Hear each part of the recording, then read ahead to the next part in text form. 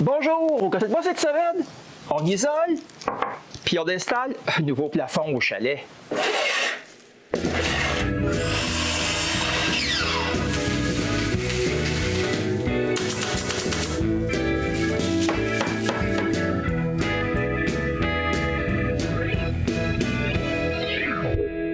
À chaque fois qu'on revient au chalet, on retrouve plein de bulles de styromousse sur le plancher.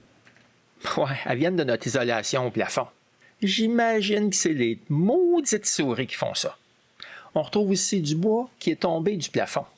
En fait, mon problème, c'est qu'une partie du plafond est pourrie et qu'une planche est rendue cotille. C'est cette planche qui tombe en morceaux sur le plancher. Ouais, cette planche a pourri à cause de l'humidité de l'eau qui bouille et, comme on n'a pas mis de coupe-vapeur, elle s'est frayée un chemin là-haut. Mais depuis que j'ai changé la fenêtre près de la cuisinière, la vapeur s'échappe par cette fenêtre, puis il n'y a plus d'humidité au plafond. Refaire un nouveau plafond, ça va donc couvrir cette atrocité. Comme tout ce qu'on planifie faire au chalet, il faut le prévoir beaucoup d'avance. Donc, au début d'avril, on achète une pile de planches pour remplacer notre plafond. Comme on n'a pas besoin de planches de cette longueur, on coupe toute la pile en bout juste un peu plus long que ce qu'on aura vraiment besoin.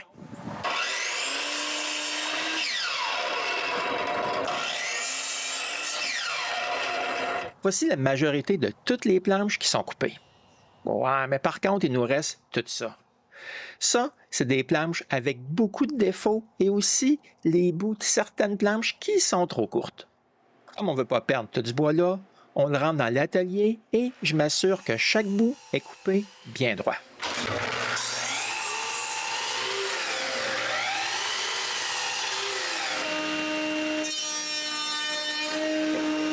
Ensuite, je fais une rainure sur chacun de ces bouts.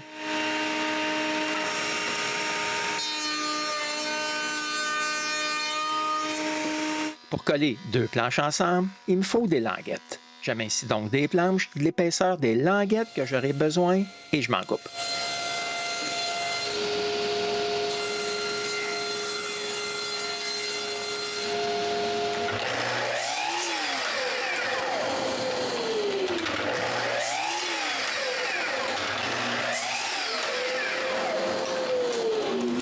Puis, je colle toute la pile, deux par deux, et je laisse chaque nouvelle planche sécher avant de vaporiser du vernis.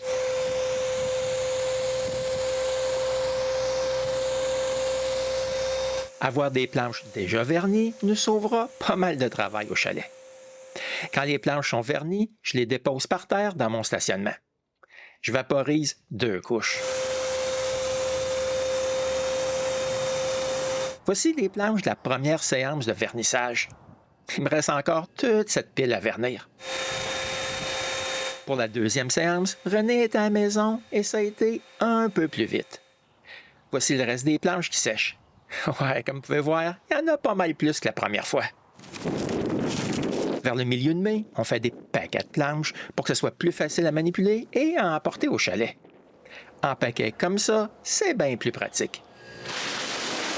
Voici notre pile de planches qui est prête à partir pour le chalet. En mai, comme vous le savez peut-être, on a apporté des boîtes de plancher de bois franc pour faire notre plancher. On en a aussi profité pour apporter toutes nos planches de plafond. Rendues au chalet, on les a simplement placées dans la remise à bois de chauffage. Elles sont restées comme ça jusqu'à la fin du mois d'août quand on revient pour faire le plafond. On était prêts. On a même apporté des échafauds avec nous. Avant de commencer, il y a plusieurs choses à s'occuper. Et il faut se dépêcher un peu parce qu'il commence à pleuvoir. La première chose qu'on fait, c'est d'assembler l'établi à la galerie couverte. Quand c'est en place et que les outils électriques sont dessus, on peut commencer.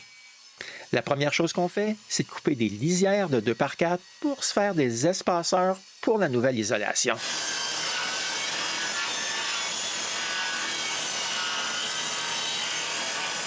Ensuite, on peut commencer le travail. Je commence par laver la section où on va installer notre première partie de nouveau plafond. Ensuite, je coupe 2 languettes qu'on vient de faire et je les cloue au plafond.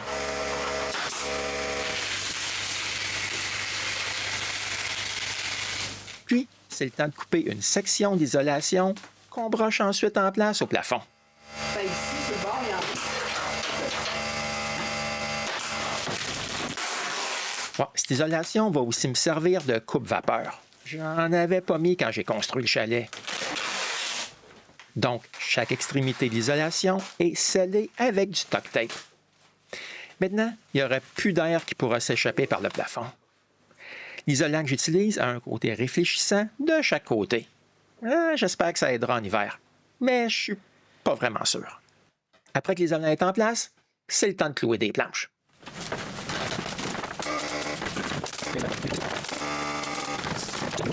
Ouais, j'aurais bien aimé que ça aille aussi vite que ça, mais je devais descendre de l'échelle à chaque planche que j'ai installée pour pouvoir la couper. Et ensuite, la clouer en place. La dernière planche de chaque section prend un temps fou. Il faut que je la coupe à la largeur du trou qui reste.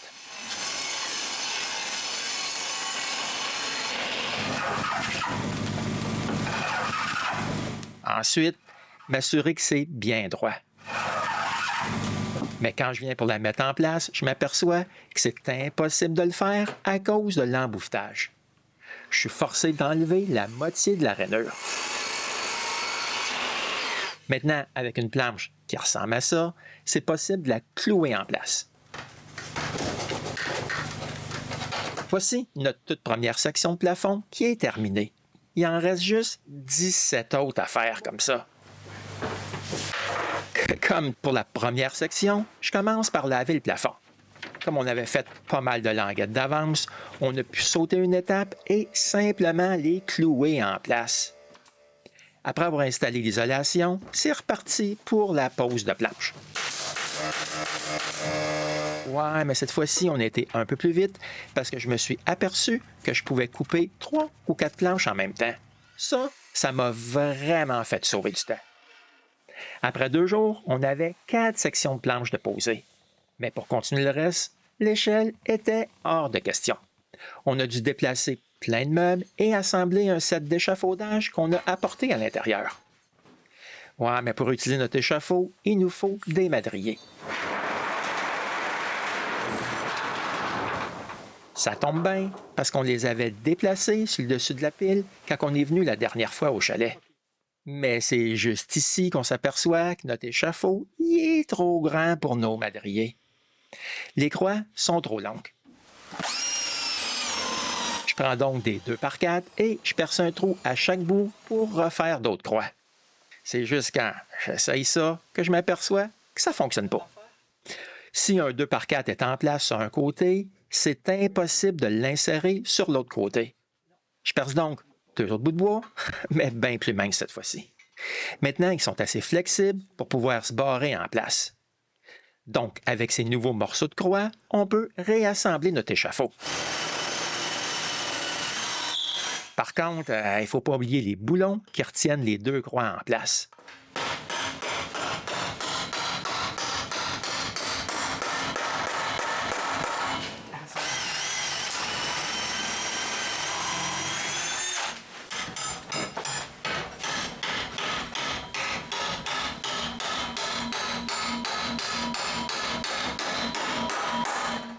Et enfin, on peut maintenant mettre nos 3 madriers en place en haut sur l'échafaud. Et c'est reparti pour remplacer 2 autres sections de plafond.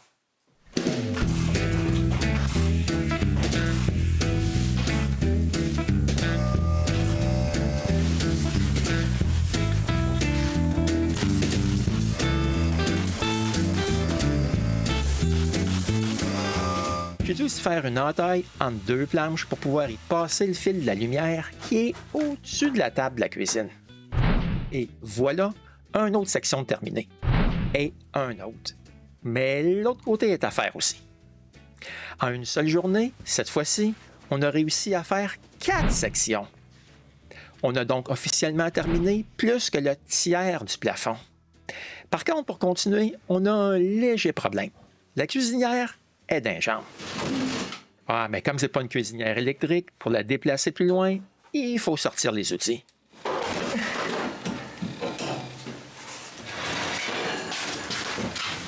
Maintenant que la cuisinière ne nous gêne plus, on peut déplacer l'échafaud et travailler sur 2 autres sections. Mais il y a quelque chose de différent sur ces sections. Je dois m'occuper de rapetisser le bras de force qui retient notre éclairage au gaz. Je dois donc couper un peu à chaque bout pour pouvoir revisser le bras de force à sa place.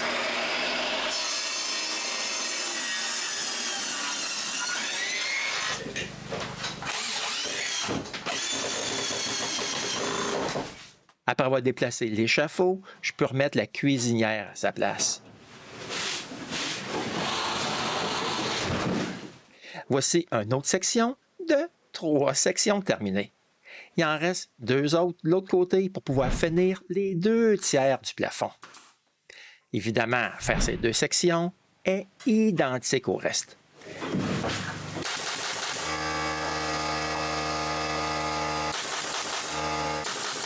Par contre, se déplacer entre les barreaux de l'escalier qui va à la mezzanine, c'est pas super plaisant ni très rapide. Ouais, mais j'y arrive quand même, puis on a finalement les 2 tiers du plafond de couvert avec des nouvelles planches. Ouais, mais il nous reste encore les 6 parties arrière. Pour elles, on n'a plus besoin de notre échafaud. On peut remettre les madriers à leur place, ça pile de bois. On défait notre échafaud et on entrepose les nouvelles croix avec les madriers avant de remettre les tôles par-dessus. Avant de commencer à travailler sur le plafond, il faut descendre les coffres, les lits d'invités et aussi tout le sel qui va me servir à refaire les fenêtres que je n'ai pas encore refaites.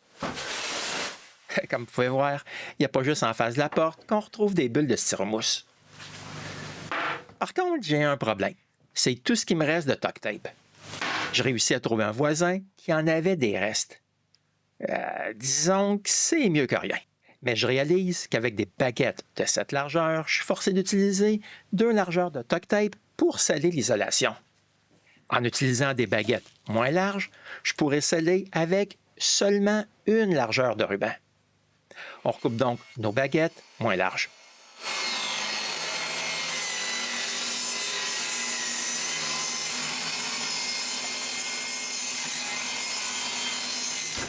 Avec nos nouvelles baguettes, on peut isoler 4 sections sur la mezzanine.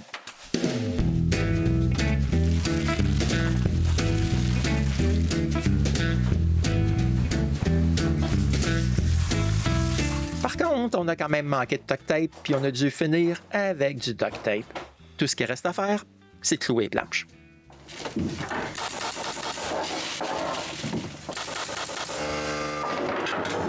Rendu sa partie le plus près du mur, c'est pas très agréable de travailler couché comme ça. Mais ça me donne l'opportunité d'utiliser les planches qu'on a collées par contre. Finalement, il reste que 2 petites sections à faire. Mais on n'a pas déplacé les objets de cette partie de la mezzanine. On va les déplacer du côté terminé. Mais avant, René lave le plancher. Après avoir tout déplacé, on a une mauvaise surprise. On trouve un trou d'écureuil au plafond et 2 autres au bas des planches. Il faut boucher tout ça avant d'aller plus loin. Je mets un bout de grillage au plafond.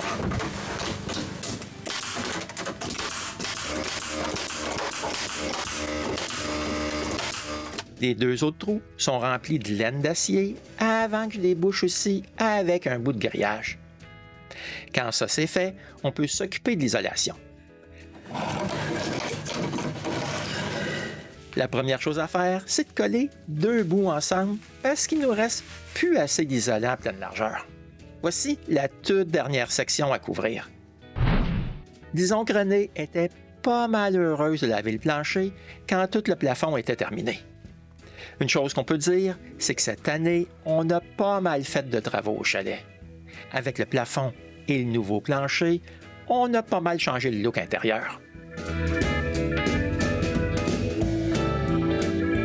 C'était comment René et moi avons modifié le plafond du chalet. On trouve ça pas mal différent maintenant avec ces 2 couleurs. Et au plaisir de se revoir bientôt pour un autre épisode du Gosseux de bois.